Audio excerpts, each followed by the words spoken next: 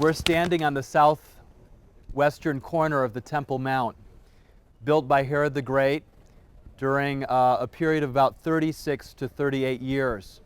According to biblical law, no stone was to be quarried or carved in place as the temple was being built.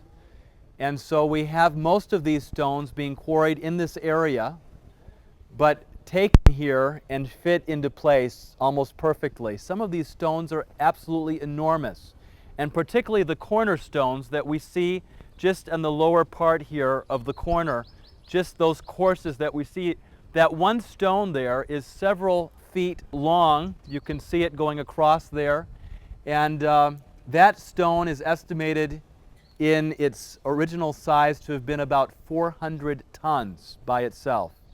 You can imagine moving a stone like that into place before they had major cranes and major equipment. Jesus often used parables to talk about these kinds of things and to use things that people were commonly acquainted with and were familiar with. And a number of people have thought perhaps he was standing in this particular place when he used this particular expression with his disciples. He said to them in Matthew chapter 21, verse 42, "Have you never read the Scriptures? The stone which the builders rejected has become the chief cornerstone. This was the Lord's doing, and it is marvelous in our eyes. Therefore I say to you, the kingdom of God will be taken from you and given to a nation bearing the fruits of it. And whoever falls on this stone will be broken, but on whomever it falls, it will grind him into powder." Jesus here is talking about the conversion experience that happens when we fall upon him, and he's referring to himself as that chief cornerstone. And here, perhaps in this setting, as he's looking at this particular place right by the temple, this could have been the setting for this particular story or illustration that Jesus uses. On this southwestern corner of the Temple Mount, you see several different types of stone being used in the wall, right? The lower courses are the larger stones. Those are Herodian. They come from the time of Herod the Great, before the time of Christ.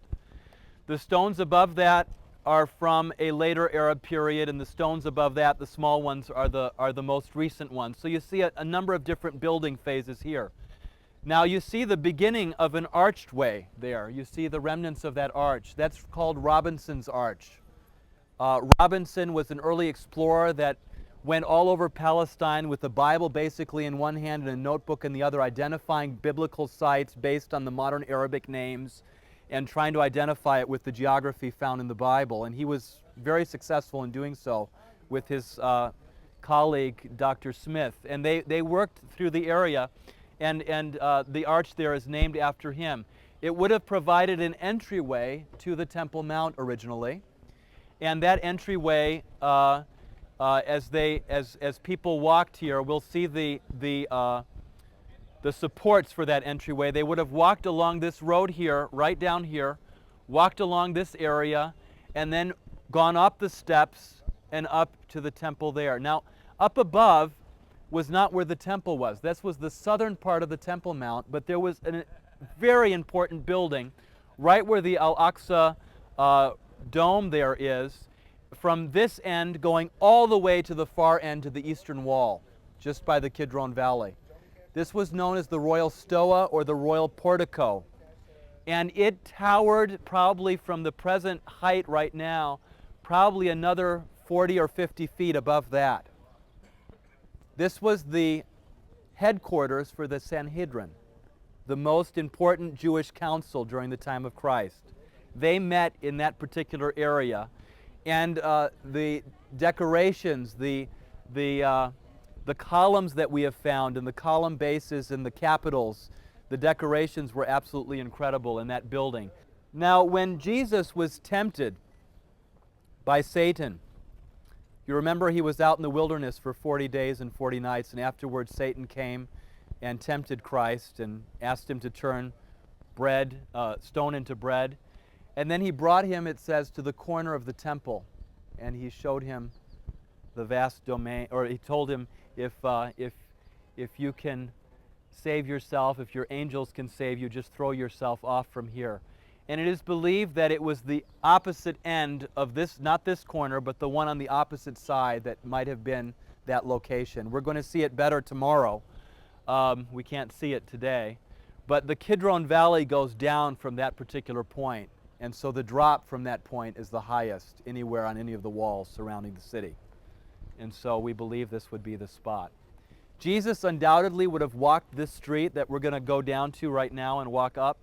He would have walked this street. He might have even entered the temple area with the same staircase going over Robinson's Arch right here.